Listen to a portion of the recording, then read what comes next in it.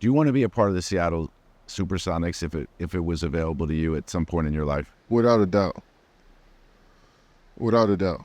I feel like that franchise, for one, is an iconic brand within the NBA. I feel like that market is a basketball market that needs uh, the influence of the NBA team in that city, so to continue to inspire that city and bring and produce more and more basketball players. Because I believe that. I believe if a city has an NBA team, you will get more and more kids inspired to want to become NBA players, as opposed to not having a team. And it's a franchise I played for, so I have some pride for it. So, and I believe it will be back. I believe it will be a part of expansion in the league and to help run the team and help guide the team as they come back into the league. I would absolutely love that. And when I retire, obviously I would. That's a dream come true. That's probably one of the only things that I would really lock in, like I would, like I was playing again. It would feel close to that. And I know that you could truly walk in to a franchise, and I bet you our good friend Bob Myers would attest, because he's had countless hours of conversations with you about basketball. I always enjoy watching other players. Even in high school, I always followed what I liked and players in my class and players that were coming out of high school after me. I always kept my eye on them.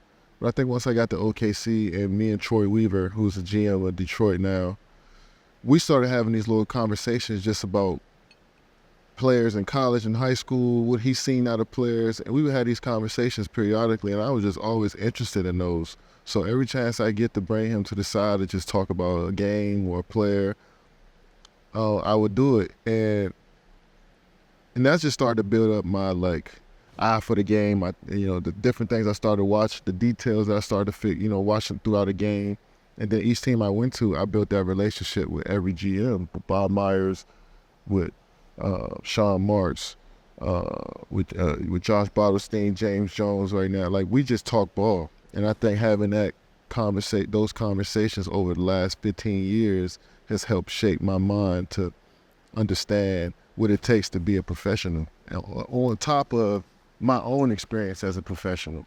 So I feel like, I can add value to any franchise just based off of my just learning over time, my experience as an individual player in this league as well, and just having the will to do something, So it's always been fun evaluating and seeing where the game is going. There's a lot of things that you and I have talked about that you could do, would do, have the opportunity to do.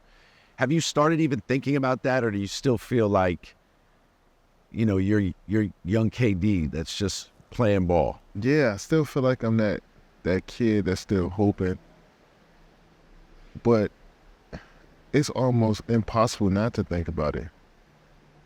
And I can feel my mind drifting towards there when I see somebody my age going to transition out of the game and start doing something that I wouldn't mind doing when I'm done playing. Like be a GM or do what Grant Hill's doing and run Team USA, or become an owner of a franchise. Or just run the boardroom when I'm done, So I get inspired by seeing people do those things all the time. But there's also a part of me that kind of snaps out of it and say, I'm still in the grind with the youngsters, still playing the game. But I'm at a point at being 35 and hearing it every day from my peers and from people around the game, being 17 years in, it's hard not to think about it.